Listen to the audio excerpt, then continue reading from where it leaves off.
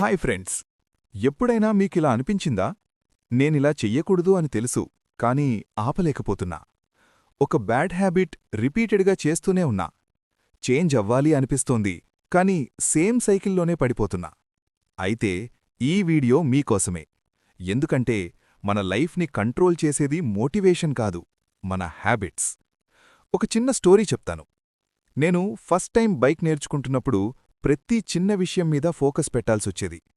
Clutch ఎలా release చేయాలి, break ఎంత ప్రెస్ చేయాలి, గేర్ ఎప్పుడు చేంజ్ చేయాలి. అంతేకాదు, రోడ్డు మీద వెహికల్స్ కూడా చూడాలి. అంటే బ్రెయిన్ ఫుల్ బిజీ.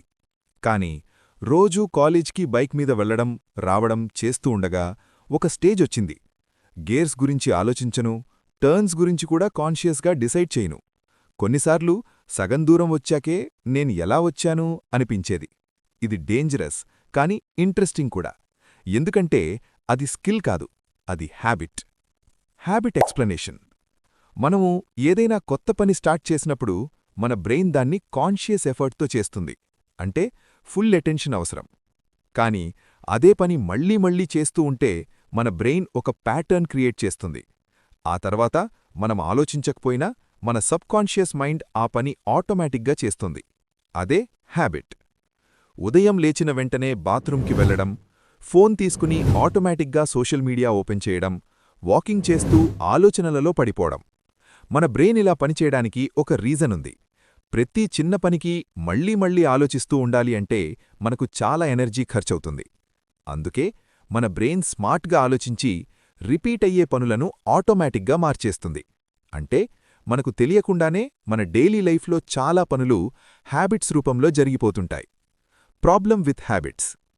కానీ ఇక్కడే ఒక పెద్ద ప్రాబ్లం ఉంది. మన బ్రెయిన్కి గుడ్ హ్యాబిట్, బ్యాడ్ హ్యాబిట్ ఈ రెండింటి మధ్య డిఫరెన్స్ తెలియదు. దానికి ఒకే గోల్, ఎనర్జీ సేవ్ చెయ్యాలి, అంతే. అందుకే మనం గుడ్ హ్యాబిట్స్ కంటే బ్యాడ్ హ్యాబిట్స్ ఎక్కువగా రిపీట్ చేస్తాం.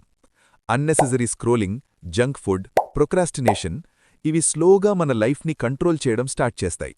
అయితే అసలు ప్రశ్న ఏంటి అంటే, ఈ హ్యాబిట్స్ ఎలా ఫామ్ అవుతాయి, వాటిని ఎలా చేంజ్ చెయ్యాలి?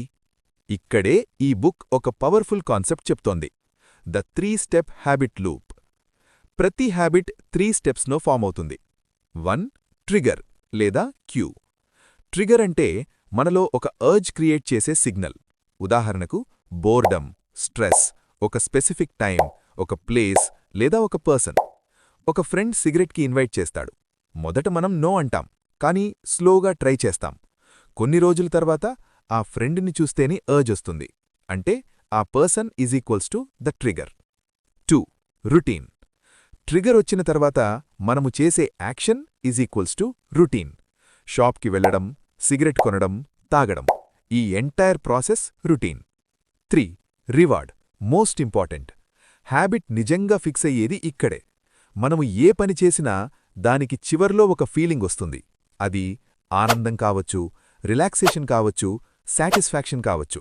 ఉదాహరణకి సిగరెట్ కొంతసేపు రిలాక్స్ అయినట్టు ఫీల్ వస్తుంది. డోనట్స్ తిన్న వెంటనే సాటిస్ఫాక్షన్ వస్తుంది. ఫోన్ స్క్రోల్ చేస్తే ఇన్స్టెంట్ ఎంటర్టైన్మెంట్ దొరుకుతుంది. ఇప్పుడు అసలు గేమ్ ఇక్కడే మొదలవుతుంది. మన బ్రెయిన్ ఈ ఫీలింగ్ని గుర్తుంచుకుంటుంది. అంటే ఇది చేసినప్పుడు నాకొక మంచి ఫీలింగ్ వచ్చింది అని. అందుకే అదే సిచ్యువేషన్ మళ్లీ వచ్చినప్పుడు మన బ్రెయిన్ మనల్ని పుష్ చేస్తుంది. మళ్లీ అదే చెయ్యి, మళ్లీ అదే ఫీలింగ్ పొందు అని. Habit loop summary. Trigger is equals to routine is equals to reward. ఈ 3 స్టెప్స్ ఒకసారి కంప్లీట్ అయితే మన బ్రెయిన్ దాన్ని ఒక ఎక్స్పీరియన్స్గా గుర్తుంచుకుంటుంది.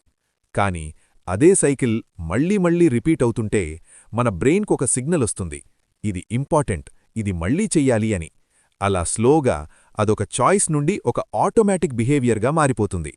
చివరికి సిచ్యువేషన్ ఏదైనా వచ్చినా ట్రిగర్ కనిపించగానే మనం ఆలోచించకుండానే అదే రొటీన్ ఫాలో అవుతాం.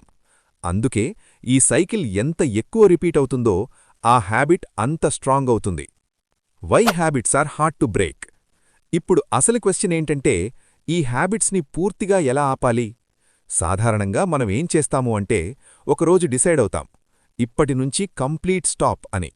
మొదటి 2-3 రోజులు, 4వ రోజు, 5వ రోజు వరకు మనం కంట్రోల్లో ఉంటాం. మనకనిపిస్తుంది ఇప్పుడు నేను చేంజ్ అయిపోయాను అని. కానీ ఒకరోజు సడన్గా ఒక స్ట్రాంగ్ ట్రిగర్ వస్తుంది.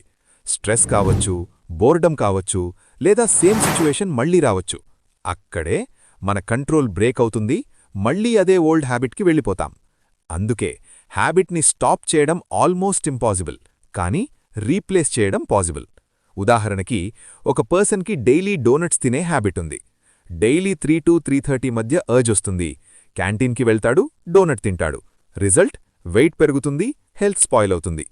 ఇప్పుడు ఈ హ్యాబిట్ని చేంజ్ చేయాలని డిసైడ్ అయ్యాడు. మొదటిగా అతనొక ఇంపార్టెంట్ స్టెప్ తీసుకున్నాడు. తన హ్యాబిట్ని క్లోజ్గా అబ్జర్వ్ చేయడం.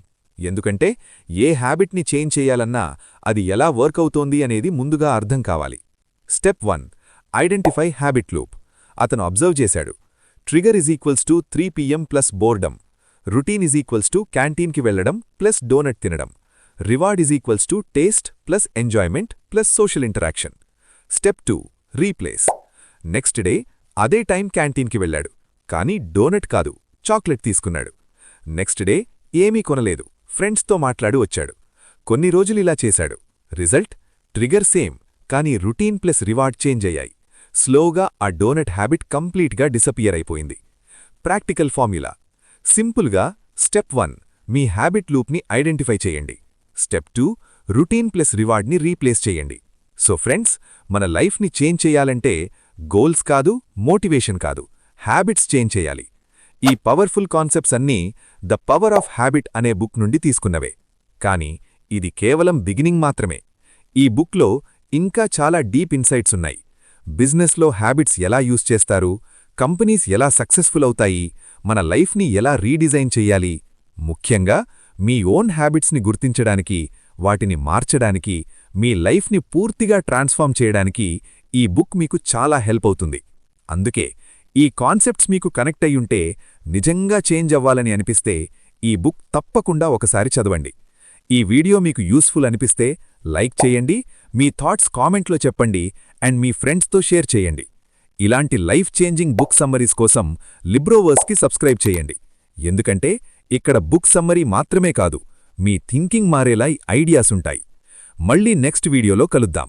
అప్పటివరకు think deep, stay grounded and stay real.